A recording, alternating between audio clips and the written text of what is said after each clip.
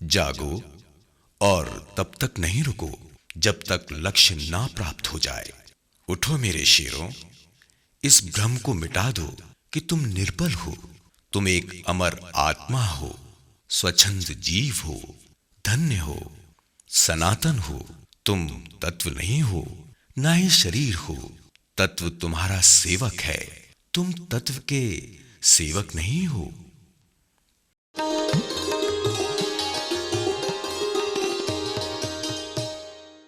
नमस्कार। तेजस्वी सम्मान खोजते नहीं गोत्र बतला के, पाते हैं जग में प्रशस्ति अपना कर्तव्य दिखला के। दीन हील की मूल देख जगत में गलत कहे या ठीक, और वीर खींचकर ही रहते हैं इतिहासों में लीक। सम्मान, प्रशस्ति, ये सब आपके गोत्र के परिचय नहीं है। आपके अंदर भावना होनी चाहिए, आपके अंदर लगन होनी चाहिए, आपके अंदर साहस होना चाहिए, कुछ कर गुजरने की चाह होनी चाहिए। आज हमारे इस प्रोग्राम में धरती धौरारी में आज हम जिस शख्स के बारे में बात करने जाएंगे, वो व्यक्ति ऐसे ही थे जिन्होंने समाज के अंदर अपने भेदभाव को मिटा करके तमाम मुश्किलों से विजय पा करके एक नया भारत गढ़ दिया। नमस्कार, मैं अनुराग, आपका बहुत बहुत स्वागत है हमारे धरती धौरारी में। और हम बात करेंगे महान डॉक्टर BR अम्बेडकर साहब, यानी डॉक्टर भीमराव अम्बेडकर साहब के बारे में। और इस चर्चा में हमारे साथ होंगे दो विशिष्ट मेहमान, और मेरा परिचय कराना उनका आपसे मेरा सौभाग्य की बात है। सबसे पहले परिचय कराऊंगा डॉक्टर महेंद्र आनंद का। डॉक्टर साहब, आप एक रिटायर्ड बैंक ऑफिसर हैं। अम्बेडकर साहब के ऊपर आपने गहन अध्ययन किया है, आप एक स्कॉलर हैं, बहुत जगह लिखते हैं, बहुत संस्थानों में आप लेक्चर्स के लिए बुलाए जाते हैं। मेरी आपसे बातचीत हो रही थी तो मुझे कह रहे थे आप तकरीबन 1000 किताबें हैं जो आपने अम्बेडकर पे पढ़ी हैं। देखिए, अम्बेडकर साहब के बारे में बात करेंगे तो व्यक्ति जिसने कि खुद अम्बेडकर साहब इतना पढ़े लिखे थे, इतना पढ़े लिखे थे, इतनी किताबों का संग्रह था जिसके बारे में हम लोग आगे जिक्र करेंगे। और अब हमारे साथ दूसरे हैं डॉक्टर राजकुमार मल्होत्रा। आप एक अखबार के साथ हमारे संपादक हैं, प्रभात पोस्ट के साथ। आपका अखबार एक समाज के अंदर लिबर्टी जस्टिस की बात करता है, महिलाओं के उत्थान की बात करता है। आपका इस प्रोग्राम में दोनों का बहुत बहुत स्वागत है। धन्यवाद। डॉक्टर आनंद, सबसे पहले आपसे सवाल पूछा जाएगा, अम्बेडकर साहब का बचपन, उसके बारे में कुछ रोशनी डालिए। मैं शुरुआत करता हूँ डॉक्टर अम्बेडकर की पर्सनैलिटी के बारे में। 2 शब्द मुझे आप दें। मैंने एक किताब पढ़ी, देवीलाल साहब। देवीलाल उनके PA थे जब वो डॉक्टर अम्बेडकर लॉ मिनिस्टर थे। तो देवीलाल ने जो उनके बारे में किताब लिखी है, उन्होंने कहा डॉक्टर अम्बेडकर 8-10 जानी मानी हस्तियों का मिश्रण थे। वो बताते हैं उनकी जो लिटरेरी स्टूडियसनेस है और वाक्पटुता है वो जॉनसन के जैसी थी। उनका जो रिफॉर्म करने की जो जील थी वो मार्टिन लूथर किंग की जैसी थी। क्या बात। उनका जो आत्मबल था, मोरल करेज था, सच बोलने का मादा था, वो उन्होंने वोल्टेयर से लिया था, वोल्टेयर वाला था। कार्ल मार्क्स की वो स्कोलेस्टिक डिलीजेंस, जागरूकता किसी भी सब्जेक्ट के बारे में, वो कार्ल मार्क्स की उनके अंदर थी। और जो उनका जो निडरता थी वो बोनापार्ट से ली थी उन्होंने, नेपोलियन बोनापार्ट। दूसरा जो देशभक्ति है वो उनकी अब्राहम लिंकन और इटली के गैरीबाल्डी के मुकाबले की। क्या बात। और उनका जो बोलने का जो लहजा था, वाक्पटुता बोलेंगे, एलोक्वेंस जिसको बोलते हैं, वो उन्होंने एडमंड बर्ग से लिया था। क्या बात। और उनकी जो कॉम्पिटेंस थी वो जर्मनी के जिसने जर्मनी को एकीकृत किया, बिस्मार्क से। बिस्मार्क। ये उनके बारे में देवी दयाल जी लिखते हैं, उस महान हस्ती के बारे क्या में। बात। अब बचपन की जहाँ तक बात आती है, बचपन तो काफ़ी लोग जानते हैं वो जिस परिवेश से थे, परेशानियाँ आती हैं। स्कूल में वो टाट पट्टी बैठने की उनको ले जानी पड़ती थी। उनको क्लास के अंदर सबसे पीछे बिठाया जाता था, जहाँ दूसरों की चप्पलें जूते होते हैं। पानी के लिए वो चौकीदार जो था ऊपर से डालता था या नल खोल, तब उनको पानी मिलता था। अगर कभी चौकीदार नहीं है तो उनको प्यासा भी रहना पड़ता था। एक किस्सा छोटा सा है कि वो फिर भी बड़े पढ़ाई के प्रति वो बड़े सीरियस थे।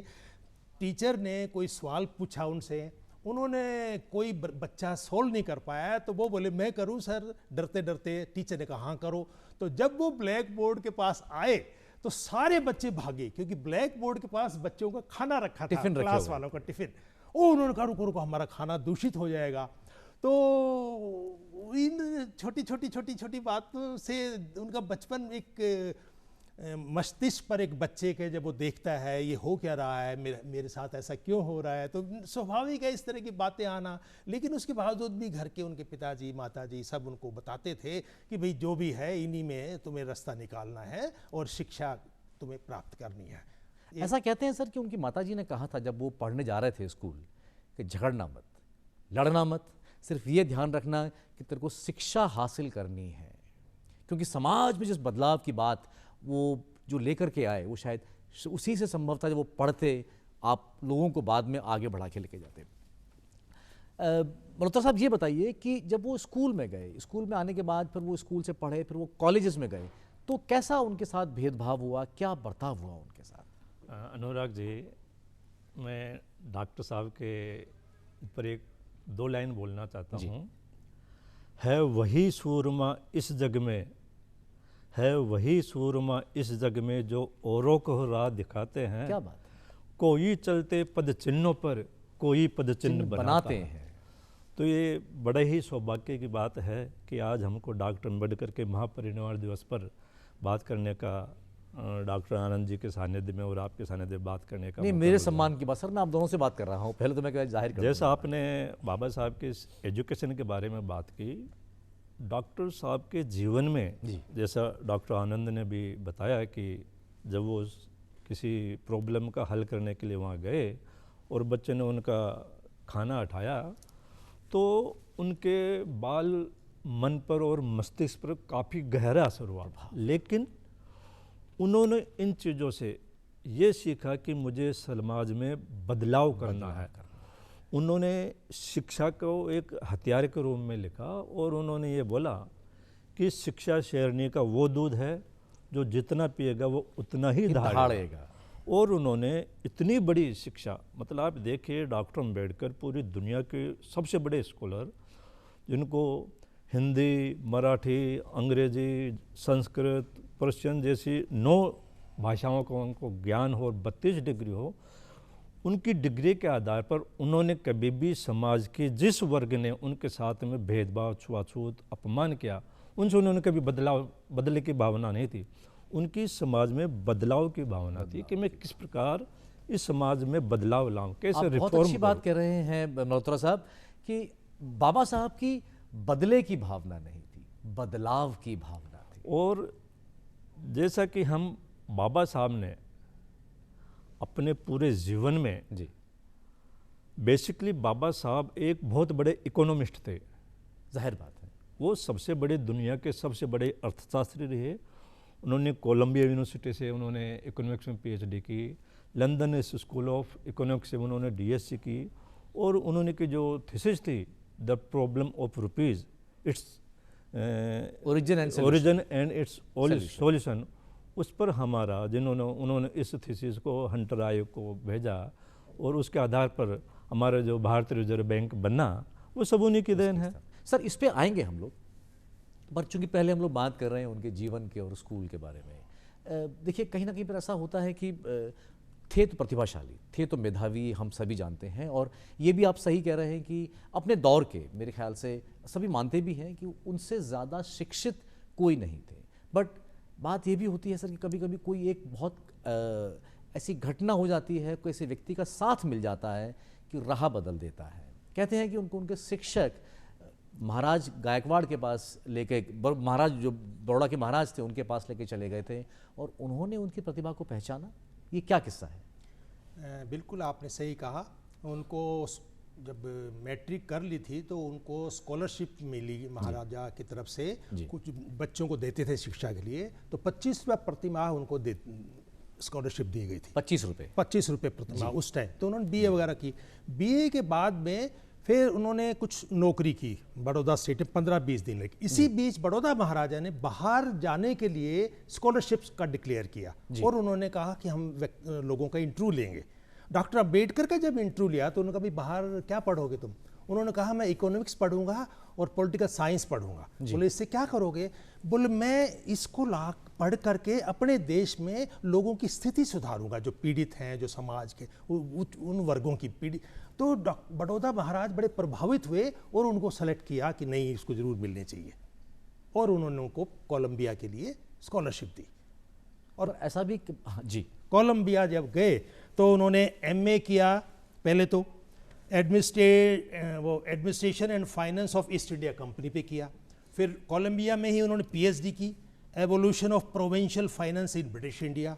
और फिर उसके बाद में लंदन स्कूल ऑफ इकोनॉमिक्स में उन्होंने डीएससी की, जिसमें प्रॉब्लम ऑफ रूपी, its origin and it's solution. तो उस टाइम के he was the most qualified trend economist, और वो प्रैक्टिकल इकोनॉमिस्ट भी थे और प्रैक्टिसिंग इकोनॉमिस्ट भी थे, क्योंकि वो जो बोलते थे वो बातें उतारते थे जीवन में। उन्होंने जितनी बुक्स लिखी हैं, उन्होंने इतने आर्टिकल्स लिखे हैं, और किसानों के लिए वो लिखते थे, लैंड स्मॉल होल्डिंग्स के ऊपर वो लिखते थे, राइट्स के ऊपर वो लिखते थे, लगान के ऊपर वो लिखते थे, टैक्सेस के ऊपर वो लिखते थे। तो उन्होंने ब्रिटिश इंडिया कंपनी जब थी 1857 तक थी, उसके बाद में ब्रिटिशर्स के हाथ में आ गया था। तो उन्होंने 50 साल 70 साल पहले का पूरा डिटेल पढ़ी, और ईस्ट इंडिया कंपनी के बाद में ब्रिटिश के अंदर आ गया तब पढ़ा, और पूरा उन्होंने इतनी गहन अध्ययन किया।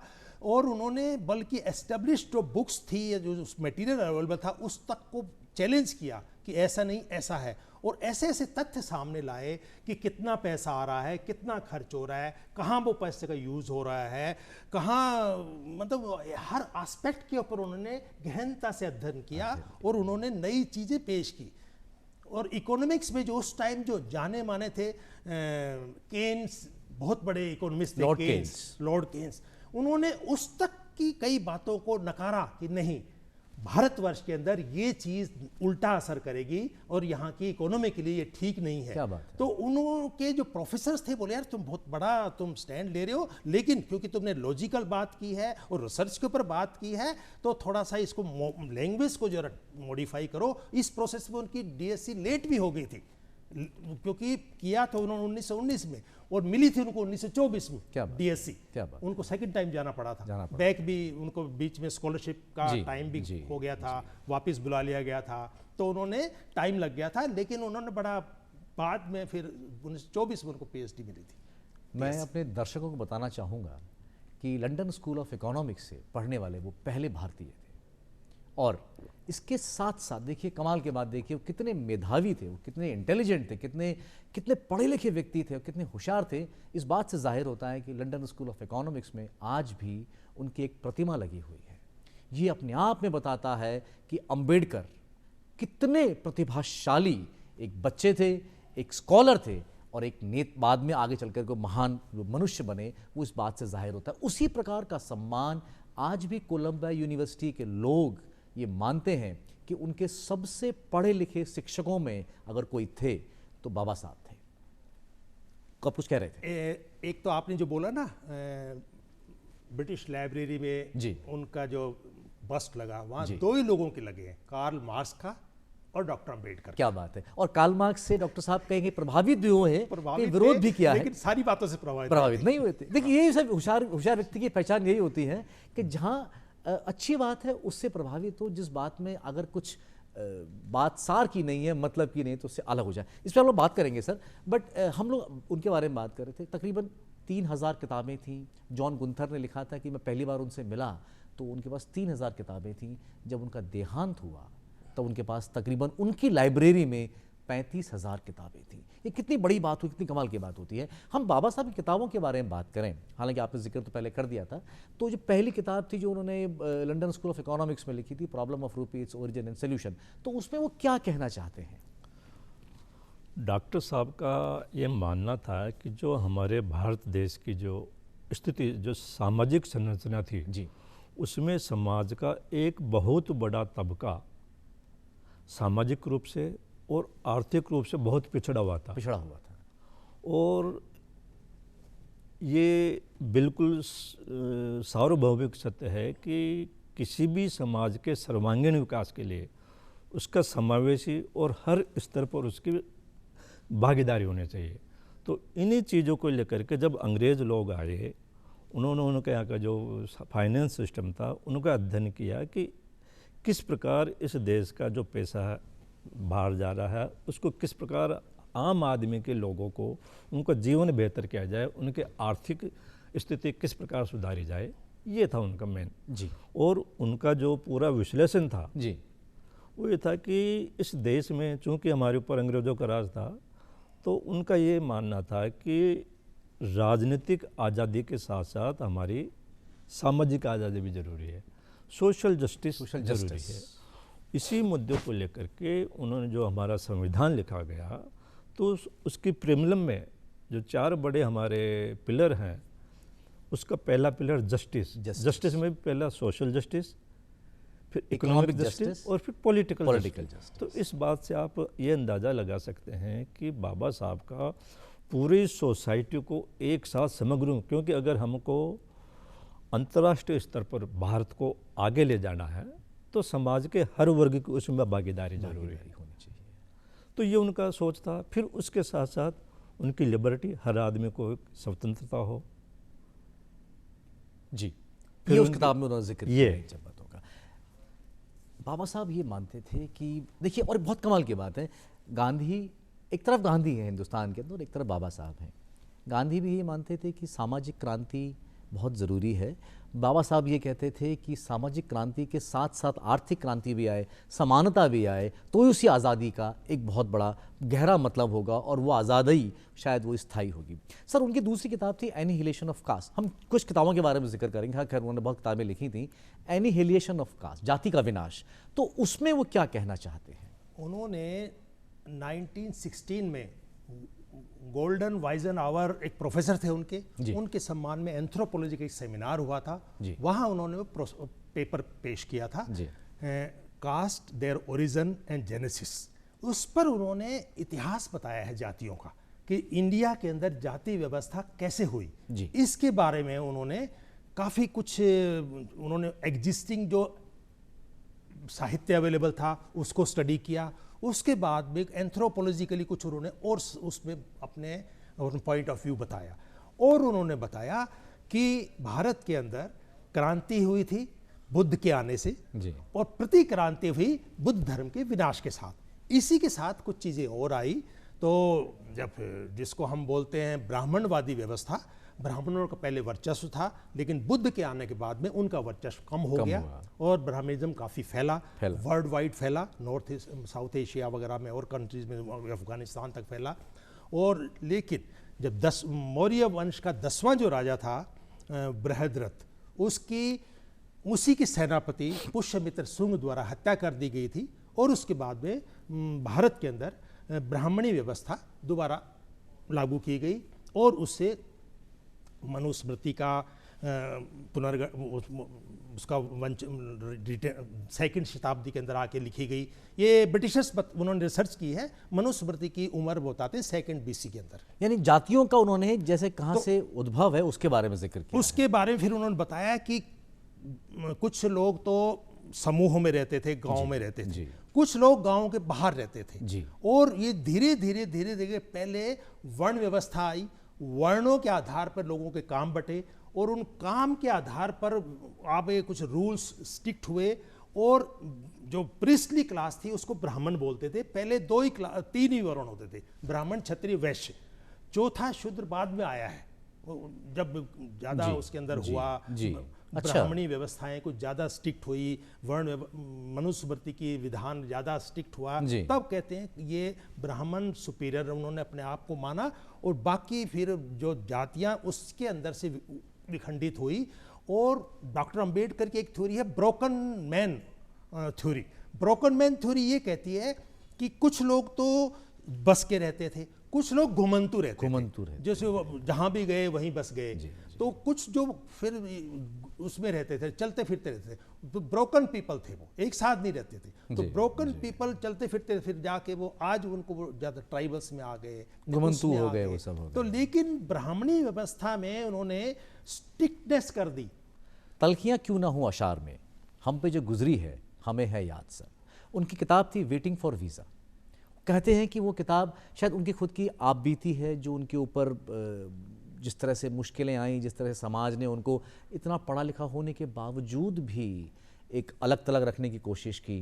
वो किताब भी है जिसमें कि उन्होंने बहुत दर्दनाक तरीके से लिखा है कि जिसके आप जिक्र भी कर रहे थे कि नो पियोन नो वाटर, जिस दिन अगर चपरासी नहीं आया है स्कूल के अंदर तो मुझे पानी पीने को नहीं मिलेगा। वो ये जिक्र भी करते हैं कि कैसे बड़ी मुश्किल से बड़ौदा के अंदर जब वो वहाँ पहुँचे और उन्होंने किसी बड़ी मुश्किल से एक पारसी धर्मशाला में रहने, गेस्ट हाउस में जगह निकाली, और उसके बाद जब वहाँ के लोगों को पता पड़ा कि इस तरह से भाई ये तो उनको वहाँ से बाहर निकाल दिया गया। ये बहुत उनकी एक किताब जो बहुत, जिसको कि खैर उनके जीवन का एक सार भी है वो, और वो था बुद्ध धर्म। तो बुद्धा एंड हिज धम्मा, वो उस किताब में वो क्या कहना चाहते हैं? देखिए राजकुमार साहब। अनुराग जी, ये बहुत अच्छा प्रश्न किया आपने।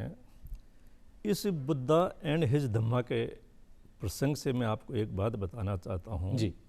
कि ये यूनिवर्सल ट्रूथ है कि आप किसी चीज़ को यदि पूरे दिलो जान से चाहते हैं तो पूरी प्रकृति आपको साथ देती है। क्या बात है सर। बाबा साहब ने 1935 में ये घोषणा की कि मैंने हिंदू धर्म में जन्म लिया है, लेकिन मैं हिंदू धर्म में मरूंगा नहीं। वो 1935 से ही बुद्धिज़्म, जिसे हम लाइट ऑफ एशिया कहते हैं, एशिया का प्रकाश, उस धर्म के बारे में उन्होंने जानना शुरू किया और लिखना शुरू किया। जी। और जो बुद्ध धम्म है वो कोई धर्म नहीं है, रिलीजन नहीं है, वो एक जीवन जीने की शैली है, तरीका है, लाइफ स्टाइल है कि हम किस प्रकार आचरण सहित और हमारे उसी में एक हमारे जो अष्टांगिक मार्ग बताए हैं।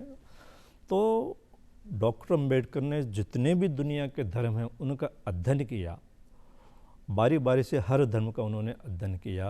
और बुद्धा एंड हिज धम्मा में आप देखो उनकी कितना समर्पण था उसके प्रति, धम्म के प्रति, कि उनकी आखिरी दिन 5 दिसंबर 1956 को रात को वो बुद्धा एंड हिज धम्मा पूरा करते हैं और अपने पिए नानक चंद रत्तू को कहते हैं कि रत्तू ये बुद्धा एंड हिज धम्मा हो गया, इनको आप वहाँ पब्लिशर को दे दी, और सुबह वो चले जाते।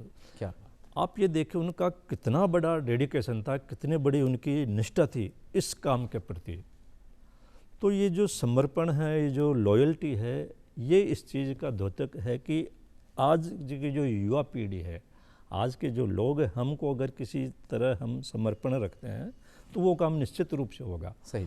और इस धम्म के आधार पर जब उन्होंने 14 अक्टूबर 1956 को नागपुर में धम्म किया तो उनके साथ में करीब 5 लाख लोगों ने धम्म दीक्षा ली, जो पूरी दुनिया में एक रिकॉर्ड है। तो बौद्ध धम्म से आज जब से हमारा देश आज़ाद हुआ है, किसी भी अंतर्राष्ट्रीय स्तर पर हमारे चाहे प्रधानमंत्री हो चाहे हमारे राष्ट्रपति हो, वो जब अंतर्राष्ट्रीय मंच पर जाते हैं तो वो ये कहते हैं कि मैं बुद्ध की भूमि से आया हूँ। क्या बात। और बुद्ध ने पूरी दुनिया को शांति का संदेश दिया है। तो ये सारी चीज़ बुद्ध के धम्म से ही निकलती है। क्या बात है। देखिए मेरे मन में ऐसे ही आप कह रहे थे तो एक ख्याल पता नहीं अपने आप पैदा हो गया कि बुद्ध का और आनंद के बड़े वार्तालाप हैं, उनके वार्तालाप से ही बुद्धिज़्म के काफ़ी कुछ राहें खुल जाती हैं। मैं सोच रहा था कि अगर कभी ऐसा होता कि बाबा साहब का और बुद्ध का एक वार्तालाप हो जाता तो शायद दुनिया किस तरह से होती और कैसे किस रूप में होती। सर उनकी आखिरी किताब, और एक किताब और, कॉन्स्टिट्यूशन ऑफ इंडिया, उनकी बड़ी अहम किताब, जिसमें कि आज वो हिंदुस्तान का संविधान हमारा आइन है, हमारा दिल है, उसके बारे में। सर एक लेटेस्ट बुक आई है, अम्बेडकर्स प्रियम्बल, आकाश सिंह राठौड़ ने रिसर्च करके इस पे लिखी है। अच्छा। कि भारत का संविधान का प्रियम्बल किसकी देन है, तो इन्होंने पूरा उद्धरण के अंदर पूरी किताब लिखी है कि वो डॉक्टर अंबेडकर की देन है। दूसरी बात, संविधान की जहाँ तक बात आती है, ये मेंबर बन गए थे संविधान सभा के, तो इन्होंने अपना संविधान सभा के सदस्यों को दिया, जिसका नाम इन्होंने रखा states and minorities. States and minorities के अंदर इन्होंने ये कहा कि इन्होंने जो अपना संविधान लिखा कि there will be United States of India just like US, और उन्होंने डिप्रेस क्लासेस के लिए ये प्रावधान होंगे, ये होंगे। लेकिन उनकी उस बात को संविधान सभा के सदस्यों ने ज़्यादा गौर से लिया नहीं। इसी बीच भारत का विभाजन हो गया और इनकी सीट जो थी ना ईस्ट पाकिस्तान में चली गई। तब तक कांग्रेस ने इनको दोबारा बम्बई से चुन के दोबारा भेजा और ये इनको संविधान सभा का फिर मेंबर बनाया गया और संविधान जो ड्राफ्टिंग कमेटी है उसका मेंबर बनाया और उसका इनको अध्यक्ष भी बनाया चेयरमैन गया। बनाया गया। इसलिए जब इनका रोल क्या था कि 10-12 कमेटीज थी, वो कमेटीज पेश करेंगी, ये उन कमेटीज को कंसोलिडेट करेंगे, उनकी फाइंडिंग्स को, और संविधान सभा के सामने पेश करेंगे। 3 बारी संविधान पढ़ा गया और 3 बारी जब फाइनल हुआ, एक एक क्लॉज के ऊपर बहस हुई, तो डॉक्टर अंबेडकर की बहुत सारी बातें मानी गई, बहुत सारी बातें नहीं मानी गई, लेकिन डॉक्टर अंबेडकर के कोऑपरेट किया, उन्होंने डॉक्टर अंबेडकर कोऑपरेशन दिया। और बाद में 7 मेंबर थे, 7 मेंबर में से कोई छुट्टी चला गया, किसी की डेथ हो गई, कोई आया नहीं, अल्टीमेटली 2 या 3 थे जो कि कोई हेल्थ अच्छी नहीं रहती थी, तो डॉक्टर अंबेडकर की खुद की हेल्थ भी खराब थी, लेकिन उसके बावजूद इन्होंने संविधान को पेश किया और काम पूरा करके दिया। सब ने उसकी तारीफ की, इंक्लूडिंग डॉक्टर राजेंद्र प्रसाद, पंडित जवाहरलाल नेहरू, सब ने कहा भी आपने वो ऐसा काम किया। लेकिन संविधान की फैक्ट ये है कि इनका जो संविधान था वो पूरी तरह नहीं लागू माना नहीं गया, लेकिन जो लागू हुआ वो सबकी सहमति वाला लागू हुआ था। तो इनकी कुछ बातें directive principle of state policy में आ गई, कुछ बातें इनकी फंडामेंटल राइट्स में आ गई। तो इस तरह से एक सामंजस्य वाला संविधान भारत को मिला। मैं एक बात और कहना चाहता हूं कि देखिए, ड्राफ्टिंग कमेटी का चेयरमैन बनाया गया, ये अपने आप में इंगित करता है एक बात को कि उस समय शायद जो देश के जब आज़ाद हो चुका था या जब आज़ादी का दौर चल रहा था, वो ये मानते थे कि इनसे ज़्यादा काबिल व्यक्ति इसको समझने जैसे इतने संवेदनशील, जो कि हिंदुस्तान का आने वाला भवितव्य तय करेगा। संविधान आज सर मैं और आप उसी से चलते हैं, हमारी पीढ़ियाँ चल रही हैं और आने वाली पीढ़ियाँ उसी से चलेंगी, तो उसका चेयरमैन बनाना अपने आप इस बात का इंगित करता है कि वो कितनी महान शख्सियत थे। ग्रैनविल ऑस्टिन अपनी किताब इंडियन कॉन्स्टिट्यूशन में लिखते हैं कि भारतीय संविधान का जो आधार है, द कॉर्नर स्टोन जो है उसका, वो है सोशल रिवॉल्यूशन। और शायद यही अंबेडकर साहब की, बाबा साहब की विचारों की आत्मा है कि समाज के अंदर धीरे धीरे बदलाव आए, समाज समरसता की तरफ जाए, इक्वालिटी हो, जस्टिस हो। अनुराग जी, जैसे आपने अभी बात की, अभी डॉक्टर आनंद ने भी बताया, कॉन्स्टिट्यूशन में डॉक्टर अम्बेडकर ने पूरी दुनिया में एक नया ब्लडलेस रिवॉल्यूशन किया, रक्तहीन क्रांति की। आप देखिए कि दुनिया का सबसे पुराना जो लोकतंत्र है अमेरिका, वहाँ पर महिलाओं को मताधिकार का प्रयोग 120 साल बाद मिला। ये डॉक्टर अम्बेडकर की दूरदर्शी और महानता था कि उनके जो फंडामेंटल राइट्स है, उन्होंने भारत की संपूर्ण महिलाओं को जो भी वयस्क महिला थी, 26 जनवरी 1950 से वही अधिकार थे जो भारत के वयस्क पुरुष को थे, उनको मताधिकार का प्रयोग दिया। ये इतनी बड़ी क्रांति थी कि हमारी जो देश की आधी आबादी थी, उनको देश के सरकार चुनने में उनका पूरा भागीदारी थी। उन्होंने लोकतंत्र में ये कहा कि चाहे गरीब हो, चाहे अमीर हो, चाहे औरत हो, चाहे पुरुष हो, चाहे गोरा हो, चाहे काला हो, चाहे किसी भी देश, किसी भी धर्म, किसी भी जाति, किसी भी संप्रदाय का, उसका एक व्यक्ति, एक वोट, एक समान उसकी वैल्यू रहेगी। ये कितने बड़ी उनकी बहुत बड़ी सोच थी। और जो बाबा साहब का, जो मैंने अभी पूर्व में बताया कि जो 4 पिलर थे, उसमें जस्टिस, लिबर्टी, इक्वलिटी और फ्रेनिटी, जब तक ये चारों नहीं होगी हम समग्र रूप से विकास नहीं कर सकते। और आज यही संविधान की देन है कि हम पूरी दुनिया में हमारा परचम ले रहा है और वर्तमान में हम संविधान की 75वीं वर्षगांठ मना रहे हैं। देखिए, और मैं एक बात और कहना चाहूँगा सर इसमें कि ये प्रियम्बल में लिखा गया, हमारी प्रस्तावना में लिखा गया है, और प्रस्तावना से हम लोग छेड़छाड़ नहीं कर सकते। संविधान बदलेगा, प्राणवान दस्तावेज है, it is a lively document, ये बदलेगा, समाज की परिस्थितियों के हिसाब से, चक्र के हिसाब से बदलेगा, बट हमारा जो प्रियम्बल है वो एज इट इज़ है, अक्षुण्ण रहेगा। और भारतीय समाज उसी के दायरे में, उसके चारों तरफ एक जो बाड़ेबंदी की है हमारे संविधान की प्रस्तावना ने, आज मैं और आप इसमें बैठे हुए हैं, शायद वो अंबेडकर साहब की ही बहुत बड़ी देन है। एक तरफ अंबेडकर साहब हैं सर, इतने महान नेता, मैं समझता हूँ कि उसी प्रकार जिस तरह दुनिया अब्राहम लिंकन को जानती है, मैं समझता हूँ कि उतना ही बड़ा काम बाबा साहब ने भी किया है, हिंदुस्तान में रह करके किया है। अब्राहम लिंकन का काम तो फिर भी अमेरिका के लिए है, पर बाबा साहब का काम तो आज 140 करोड़ 150 करोड़ लोगों के जीवन को कहीं ना कहीं रोज़मर्रा की ज़िंदगी में प्रभावित करता है, तो शायद वो उनसे भी बड़ा स्तर मेरे ख्याल से रखते हैं। आपने महिलाओं के बारे में बात की, डॉक्टर आनंद ये बताइए कि महिलाओं के आधार की जब बात आई थी, अधिकार की जब बात आई थी, तो हिंदू कोड बिल की स्थापना की जा रही थी, तो थोड़ा सा मतभेद भी हो रहे थे, भाई ये भी लागू करो, ये भी लागू करो, हम पे क्यों लागू किया जाए, हम पे उन पे लागू क्यों ना किया जाए। बट हिंदू कोड बिल की आज आखिरी स्थापना जब हुई, जब हिंदू कोड बिल बना, लागू हुआ, तो महिलाओं को क्या तमाम अधिकार मिले? डॉक्टर अंबेडकर का ये मानना था किसी भी समाज की उन्नति का मापदंड जो है उस समाज की महिलाएं होती हैं। क्या बात है? अगर महिला समाज की उत्थान अगर है तो वो समाज भी उत्थान करेगा। जी। आप एक व्यक्ति को पढ़ाते हैं तो एक आदमी है, लेकिन आप एक महिला को पढ़ाते हैं तो पूरा परिवार शिक्षित होता है। जी। इसलिए वो महिलाओं के लिए उन्होंने बहुत सारे काम किए थे। जब वो लेबर मेंबर थे तो उन्होंने equal wages for man and women का बात करी उन्होंने। तो हिंदू कोड बिल वो ये चाहते थे कि समाज के अंदर परिवर्तन जब होगा जब महिलाओं की स्थिति सुधरेगी, क्योंकि महिलाएं हर समाज के अंदर ना मनुस्मृति के विधान के अनुसार महिलाओं को दोयम दर्जे का एक स्थान दिया जाता है, उनकी पूछी नहीं जाती। पुरुष प्रधान देश है ये, पुरुष प्रधान व्यवस्था है। तब उन्होंने हिंदू कोड बिल ड्राफ्ट किया और जो बुक्स कहती हैं कि डॉक्टर अंबेडकर ने उनको कॉन्फिडेंस मिला, जवाहरलाल नेहरू साहब को। जवाहरलाल नेहरू ने उनको एश्योरेंस दिया कि यस हम ये बहुत अच्छा कदम है और हम इसको पाएँ। तो जब उन्होंने पेश किया हिंदू कोड बिल, क्योंकि वो उस टाइम के समय के हिसाब से बहुत क्रांतिकारी कदम थे। जैसे बड़ी बात थी। महिला को पुरुष परिवार की जमीन जायदाद के अंदर इक्वल अधिकार मिलेगा। ये बहुत नई बात थी। बोले परिवार बट जाएंगे, ज़मीनें खत्म हो जाएंगी, लड़की ससुराल चली जाएगी तो वो तो वहाँ चलेगी, यहाँ की जायदाद में उसे क्या लेने देना। बड़ा विरोध हुआ उसका। बड़ी महिला को अगर वो तलाक देना चाहती है अपने पति को किसी बात से, तो महिला को भी अधिकार होना चाहिए। पुरुष तो तलाक दे देता है, महिला को भी होना चाहिए। तीसरी बात, अगर कोई महिला किसी कारण से बच्चा अगर वो अडॉप्ट करना चाहती है तो महिला को भी अधिकार होना चाहिए, जबकि पुरुष कितनी बड़ी बात है। मतलब परिवार ही पुरुष फैसला करते हैं।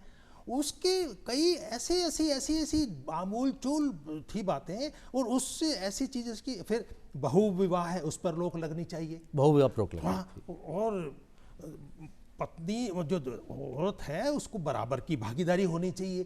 तो ये जो ये थे सारे जो प्रावधान थे हिंदू कोड बिल के, ये उस टाइम के जो ऑर्थोडॉक्स हिंदू थे, और मेजॉरिटी ऑर्थोडॉक्स हिंदू थी, चाहे परिवार कितना ही पढ़ा लिखा हो, कितना ही लेकिन ये जो वैल्यूज़ थी ना, ये सब जगह थी।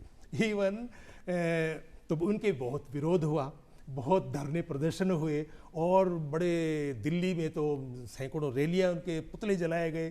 तो उसके बाद में लगा भी बहुत ज़्यादा। इवन राष्ट्रपति महोदय जो थे देश के, वो तक उसके रिकॉर्डेड हैं बातें, वो भी उसके खिलाफ थे, सारे उसके खिलाफ थे कि ये क्या हो रहा है, क्योंकि सब चाहते हैं हमारे परिवार भी खंडित हो जाएंगे, हमारे मतलब हमारी। पर वो फिर भी उसको लेकर के आए, और वो आज तो इसके बेसिस पे हम लोग पास हो नहीं पाया था। हाँ, किसी कारणवश विरोध कर, तो उन्होंने ही फेल्ट ह्यूमिलिएटेड कि भी मेरी बात रही नहीं। उनके मन में और भी कुछ बातें थी, तो वो उनको खैर वो उन्होंने उसका हिंदू कोड बिल का सहारा लेकर के और त्याग पत्र दे दिया। खैर वो बात, बट आज बाद में हिंदू कोड बिल जब लगा तो उसके बाद वो फिर खैर आज एक समरसता, एक शायद एक क्वालिटी की बात भी है। मैं डॉक्टर आनंद की बात को आगे बढ़ाता हूँ। डॉक्टर अंबेडकर 3 लोगों से प्रभावित हुए और उनका पूरा जीवन उन्हीं की प्रेरणा से आगे बढ़ा। एक तो महात्मा गौतम बुद्ध, कबीर और महात्मा ज्योतिबा फुले। उन्होंने इन तीनों को अपना गुरु माना, और महात्मा ज्योतिबा फुले ने भारत में सबसे पहले महिला शिक्षा की स्थापना, अलख जगाई। अपनी पत्नी को उन्होंने सबसे पहले, और उन्होंने 1848 में सबसे पहले महिला स्कूल खोला। तो चूंकि बाबा साहब पर महात्मा फुले का काफ़ी प्रभाव था, तो जैसा आनंद ने बताया भी कि वो चाहते, तो वो उनके बहुत सारी चीज़ें थी जो एक हिंदू कोड बिल के माध्यम से समाज में परिवर्तन करना चाहते थे। आप ये देखिए, उन्होंने शिक्षा का अधिकार दिया कि भाई सब पढ़ेंगे। उससे पहले क्या था कि इस देश में केवल ब्राह्मण वर्ग पढ़ सकता था, केवल पुरुष, महिलाएं नहीं। बाबा साहब के इस अधिकार से, समता के अधिकार से, इस देश की जितने भी जाति धर्म संप्रदाय की महिलाएं थी, उनको पढ़ने का अधिकार दिया। और उसकी आज ये मिसाल है कि उसी अधिकार की वजह से हमारे देश की पहली महिला प्रधानमंत्री श्रीमती इंदिरा गांधी रही, महिला पहले प्रथम राष्ट्रपति प्रतिभा पाटिल और वर्तमान में द्रौपदी मुर्मू जी है। और जब से महिलाओं की शिक्षा हुई आईटी क्षेत्र में आप देख रहे हैं कितने महिला क्रांतिकारी परिवर्तन आ गया है। अभी जो लेटेस्ट हमारे जो चंद्रयान और मंगलयान में उसमें हमारी महिलाओं की कितनी भागीदारी सर, मैं इसी बात पे आपसे एक बात, और चूंकि आप अखबार से जुड़े रहते हैं, आप कहते हैं, तो लेबर्स के लिए भी बाबा साहब ने बहुत काम किया। वो चाहते थे कि लेबर्स के पेंशन्स, प्रोविडेंट फंड्स, उन सब पे मैं चाहूँगा कि आप दोनों उस पर संक्षेप में आप अपनी अपनी टिप्पणी ज़रूर दें। पहले आप जैसे कि आपने बताया लेबर वो काउंसिल में थे, लेबर मंत्री, तो श्रम मंत्री थे, जैसे श्रम मंत्री थे वाइस रॉयस में। तो जो आज हम रविवार की छुट्टी देखते हैं, ये बाबा साहब का था कि आदमी को 7 दिन काम करने की बजाय उसको साप्ताहिक एक अवकाश मिलना आज एक बहस चल रही है कि हफ्ते में 5 दिन काम करें या 7 दिन काम करें। बाबा साहब पहले व्यक्ति थे जिन्होंने कहा था कि इतवार की छुट्टी होनी दूसरा, उस जमाने में हमारे जो कार्य के घंटे थे वो निर्धारित किए थे उन्होंने, बिल्कुल बंद मजदूरी के 14-14, 15-15 घंटे थे। तो बाबा साहब ने कहा कि एक निर्धारित इसका समय हो जिससे आदमी काम के साथ साथ अपना सामाजिक काम कर सके, अपने पारिवारिक जिम्मेदारी कर सके, उसको रिलैक्स हो सके। तो उन्होंने काम के 8 घंटे निर्धारित किए। और उन्होंने, आपको पता होगा कि उन्होंने इंडिपेंडेंट लेबर पार्टी भी बनाई और उनका महाराष्ट्र में मजदूरों के पक्ष में इतना ज़्यादा योगदान रहा जिसकी हद नहीं। और जब यहाँ पर जो उन्होंने वाइस रॉयस के मेंबर रहे तो उन्होंने इतने अच्छे सुधार के रिफॉर्म किए। तो जब वो एक बार वो इंग्लैंड गए तो उन्होंने वहाँ पर एक बार अपने भाषण में बोला कि जिस प्रकार हमने भारत में रिफॉर्म किए वैसे आपके यहाँ भी लेबर में रिफॉर्म होने। कितनी बड़ी बात, कितनी बड़ी बात है। अच्छा, उन्होंने कुछ ये जो लेबर यूनियंस होती थी सर, डॉक्टर आनंद, लेबर यूनियंस को लेकर के भी कभी कभी क्योंकि उनको ऐसा लगता था कि मार्क्सवाद का ज़्यादा प्रभाव है इनके ऊपर, तो कभी क्रिटिकल भी हुए थे इस चीज़ पर। डॉक्टर अम्बेडकर खुद, उनका अपनी थ्योरी थी स्टेट सोशलिज्म की। स्टेट सोशलिज्म होना चाहिए। अच्छा, लेबर की और बात करूं मैं, जैसे लेबर वेलफेयर की, उन्होंने एम्प्लॉयमेंट एक्सचेंज उनके टाइम में हुए। उन्होंने कहा हैजर्डस एक्टिविटीज जो है एम्प्लॉयमेंट, जहां पर रिस्क ज़्यादा रहता है, वहां लेडीज़ को आप नहीं लगाएंगे, नाइट में तो बिल्कुल नहीं लगाएंगे। फिर लेडीज़ के लिए अलग टॉयलेट होने चाहिए, अगर वो बच्चा लेके जाती है तो उसके बच्चे के लिए अलग सुविधाएं होनी चाहिए। बड़ी बात। तो मतलब वो एक गहराई में जाते थे, माइंस के अंदर वो नीचे घुस के देखते थे किस कंडीशंस में लोग मजदूर काम कर रहे हैं। फिर जैसे ट्राईपार्टाइट एग्रीमेंट होता है आजकल, यूनियन का और मैनेजमेंट का समझौते होते हैं, उसकी शुरुआत उन्होंने की थी। वो लेबर कॉन्फ्रेंस हुई थी, उसमें वो गए थे रोम में, भारत का पक्ष रखा था उन्होंने। और यूएनओ का पार्ट था Indian labour council, ILC Indian. तो उन्होंने ऐसी चीज़ें उस टाइम शुरू कर दी थी। PF जो कटता है वो उसमें होगा, PF की स्थापना, मतलब पार्ट टाइम का उसमें होगा। उन्होंने बताया था कि बोनस की स्थापना, रोटी खाना और आके सो जाना नहीं, आदमी को माइंड भी है, थिंकिंग आदमी है, उसको भी फूड चाहिए, मेंटल फूड। इसके लिए फूड के टाइम चाहिए, उसको रिलैक्सेशन करेगा तब जाके माइंड काम करेगा। इसलिए वो जो 8 घंटे जो बता रहे थे ना, वो फिक्स किया। और उन्होंने बहुत लेबर के तो मतलब इतने बड़े थे, लेकिन वो हड़तालों के खिलाफ थे। हाँ, बोले भी इससे तुम्हारा नुकसान ही होगा, क्योंकि तुम्हारा लॉस होगा, वेजेस का लॉस होगा और मालिक का भी लॉस हो रहा है।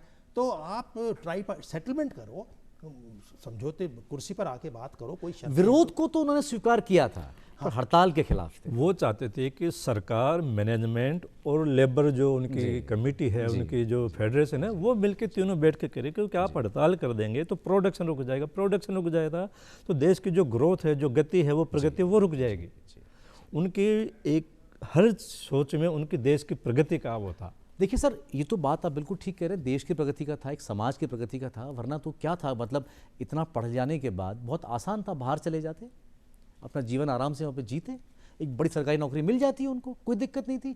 बावजूद इसके ये सब चीज़ें होने के बाद उन सबको त्यागा, छोड़ा और एक समाज के उत्थान में अपना जीवन सर्वस्व झोंक देना, मेरे ख्याल से ऐसी मिसाल तो हिंदुस्तान के पूरे दुनिया भर में बहुत कम देखने को मिलती हैं। उनको हाई कोर्ट जज का ऑफर भी मिला था। अच्छा। लेकिन उन्होंने रिफ्यूज इसलिए कहा था कि बोले मैं अपनी ज़िंदगी तो अच्छी जी लूँगा और बाद में पेंशन भी ले लूँगा, लेकिन मेरे करोड़ों जो लोग हैं उनका क्या होगा, मैं उनके लिए कुछ नहीं कर पाऊँगा।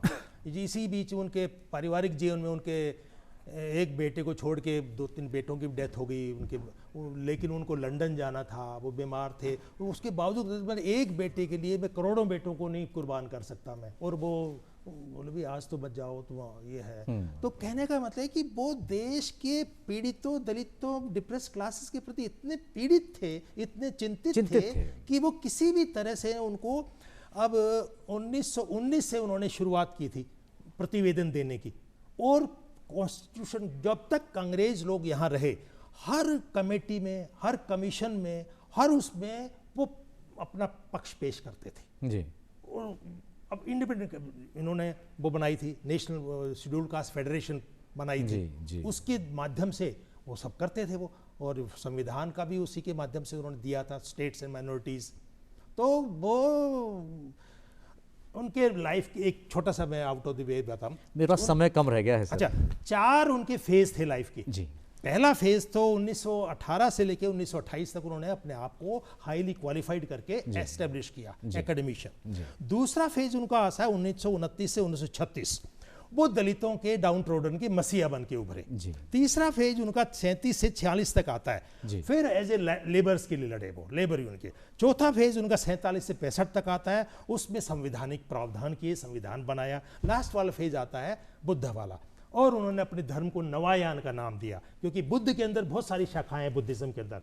देखिए, ये तो जीवन के बारे में बात हुई, हम अंबेडकर साहब के, बाबा साहब के विचार भी जाने, समाज तक पहुंचे, ये बहुत बड़ी बात है। आप क्या समझते हैं कि डेमोक्रेसी पे राजकुमार साहब, उनके क्या विचार थे? देखिए अनुराग जी, डेमोक्रेसी में जब उन्होंने भारत का संविधान लिखा तो ये पूरे देशवासियों के लिए बड़े गर्व की बात है कि उस संविधान को पढ़ कर के अंतर्राष्ट्रीय स्तर पर, जहाँ से उन्होंने पहली डॉक्टरेट की कोलंबिया यूनिवर्सिटी से, तो 1954 में 1954 में उनको डिलीट की डिग्री दी कोलंबिया यूनिवर्सिटी में, और 2004 में जब कोलंबिया यूनिवर्सिटी के 250 वर्ष हुए तो उन 250 वर्ष में टॉप के 100 शोधार्थी स्टूडेंट की एक लिस्ट बनाई कि उनमें कौन है, तो उस लिस्ट में सबसे ऊपर डॉक्टर अंबेडकर का नाम है। क्या बात! ये पूरे भारत के लिए बड़े ही गर्व की बात है कि जब उन्होंने देखा कि आपकी डेमोक्रेसी में, और आपको जानकर खुशी होगी, गर्व होगा कि हमारे देश के संविधान से, भारत के संविधान बनने के बाद में बहुत से तत्व, जो फंडामेंटल राइट्स है, जो ड्यूटीज है, उनको कई देशों ने अडॉप्ट किया है। पर उसके लिए उन्होंने जो और ग्रेज इन से, जहाँ से उन्होंने क्या नाम से 12 लॉ की डिग्री ली लंदन से, आपको जानकर गर्व होगा कि उस ग्रेज इन में 10 महान एडवोकेट्स, बैरिस्टर की बस्ट लगे हैं, फ़ोटो लगे हैं, उनमें एक फ़ोटो डॉक्टर अंबेडकर की है।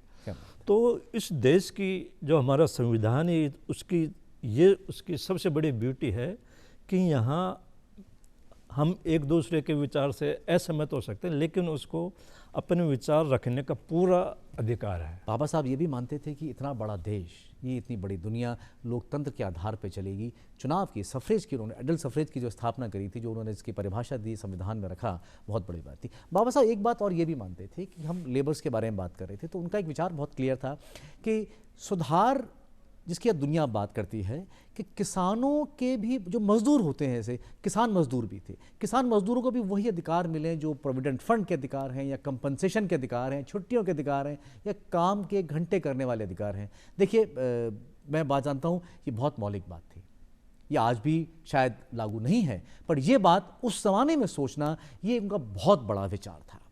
फेबियन सोशलिज्म जिसकी हम लोग बात करते हैं, इसमें क्रांति नहीं होनी चाहिए, सतत एक प्रक्रिया हो, ये उनका एक विचार था। आप उनकी जस्टिस के और लिबर्टी के बारे में क्या कहना चाहेंगे? उन्होंने, वो काठमांडू गए थे तो बुद्धा एंड कार्ल मार्क्स पर उन्होंने कंपैरिजन किया था कि बुद्ध क्या चाहते थे कार्ल मार्क्स क्या चाहते थे? उनमें बहुत सारी समानताएं थी कि दोनों समाज के अंदर ऊंच नीच को ख़त्म करना चाहते हैं, दोनों अशांति जो है उसको दूर करना चाहते हैं, दोनों उसके भले की बात करना चाहते हैं। जी। लेकिन मार्क्सिज्म जो है, मार्क्सवाद, वो तहस नहस करके नया सिस्टम लगाना चाहता है। अंबेडकर कहते नहीं, इसलिए उन्होंने संविधान को चुना। डॉक्टर अंबेडकर की जो फिलॉसफी है, उनको चार चीज़ों में, चाहे वो पॉलिटिकल फिलॉसफी है या डेमोक्रेटिक फिलॉसफी है, चार बातों में आ जाती है। पहली तो है सोशल जस्टिस, जी। दूसरी है वन पर्सन वन वैल्यू, तीसरी है कॉन्स्टिट्यूशनल डेमोक्रेसी, चौथी है फंडामेंटल राइट्स। इन चार पर आधारित होने के लिए वो कहते थे लिबर्टी, इक्वलिटी एंड फ्रेटर्निटी, इनका लागू होना चाहिए। फिर वो कहते थे ये मैंने फ्रांस के क्रांति से नहीं ली मैंने चीजें, ये बुद्ध की क्रांति से मैंने चीजें ली। क्या बात, लिबर्टी, इक्वलिटी, फ्रेटर्निटी। लेकिन बोले, कई संविधान सभा में बोला उन्होंने, बहुत लोग मानते हैं ये वर्ड वहाँ पॉपुलर हुए थे, लेकिन नहीं, मैंने बुद्ध को पढ़ा है और बुद्ध के बातों के आधार पे, इसलिए मैं फिर अपने स्टेट सोशलिज्म पर आए कि सब कुछ ज़मीन सारी सरकार की होनी चाहिए और कोऑपरेटिव मूवमेंट इसमें होनी चाहिए, इंडस्ट्रियलाइजेशन देश के अंदर होना चाहिए ताकि रोजगार मिले। क्योंकि आज खेती पर लोग 70 लोग काम कर रहे हैं, काम वहाँ 5 या 10 का ही है, 60-70 लोग वहाँ बेकार में बैठे हैं, जिसको डिस्गाइज्ड एम्प्लॉयमेंट बोलते हैं। तो बोले इनकी सुधार तभी होगा जब इनको वहाँ से फ्री करके इंडस्ट्रियलाइजेशन करोगे। बहुत बहुत शुक्रिया सर। चलते चलते डॉक्टर अंबेडकर, बाबा साहब अंबेडकर, आपकी नज़र में? देखिए, डॉक्टर अंबेडकर को कुछ लोग दलित नेता बोलते हैं, कुछ लोग उनको संविधान निर्माता कहते हैं। डॉक्टर अंबेडकर का इतना विराट व्यक्तित्व कि आज वो ग्लोबल लीडर है। जी। बराक ओबामा ने, जो यूएस के प्रेसिडेंट थे, उन्होंने कहा था कि अगर डॉक्टर अंबेडकर भारत में होते तो हम उनको सूरज कह करके उनको संबोधित करते, और उनको सिंबल ऑफ नॉलेज कहा है। क्या बात? उनका केवल डेमोक्रेसी, इकोनॉमिक्स, पॉलिटिकल साइंस, उनके समाज के हर सेगमेंट पर उनका रिसर्च रहा, और आज दुनिया की हर यूनिवर्सिटी में डॉक्टर अंबेडकर पर रिसर्च हो रहा है। जी। डॉक्टर अंबेडकर को जीवन में उतार रहे हैं। डॉक्टर अंबेडकर, बाबा साहब, आपकी नज़र में आज संक्षेप में? आज डॉक्टर अंबेडकर का जो स्थान है एकेडमिया में, यूनिवर्सिटीज़ में, वर्ल्ड में, मेरे ख्याल मोस्ट रिसर्च पर्सन ऑन, जिस व्यक्ति पर, जिस सेक्शन पर सबसे ज़्यादा पढ़ा जा रहा है और जिस पर सबसे ज़्यादा रिसर्च हो रही है, वो डॉक्टर अंबेडकर है। क्या बात? उसका प्रमाण है, रोज नई किताबें मार्केट में आ रही है डॉक्टर अंबेडकर को, क्या और अच्छे बड़ी बड़ी जगह से आ रही है। बहुत सुंदर। डॉक्टर अंबेडकर एक विचार है, और विचार कभी नहीं मरते। विचार सतत समाज में, देश में, पूरी दुनिया में बहते हैं। विचार बदलाव लेके आते हैं। अंबेडकर एक नवीन विचार है। अंबेडकर एक ऐसा आधार है जिस पे ऊपर पूरी दुनिया रखी जा सकती है, जहाँ पर समानता की बात हो, जहाँ इक्वालिटी की बात हो, जहाँ न्याय की बात हो, जहाँ वंचितों को अधिकार के मिलने की बात हो, जहाँ देश की उन्नति की बात हो। आप दोनों इस प्रोग्राम में आए, आप दोनों का बहुत बहुत धन्यवाद। बस इसी के साथ मैं उम्मीद करता हूँ दर्शकों को हमारा प्रोग्राम पसंद आया होगा। डॉक्टर अंबेडकर के बारे में हमने जो बातचीत की, चर्चा की, आपको कुछ नए पहलू देखने को मिलेंगे। आपसे फिर दोबारा मुलाकात होगी, तब तक दीजिए इजाज़त। नमस्ते।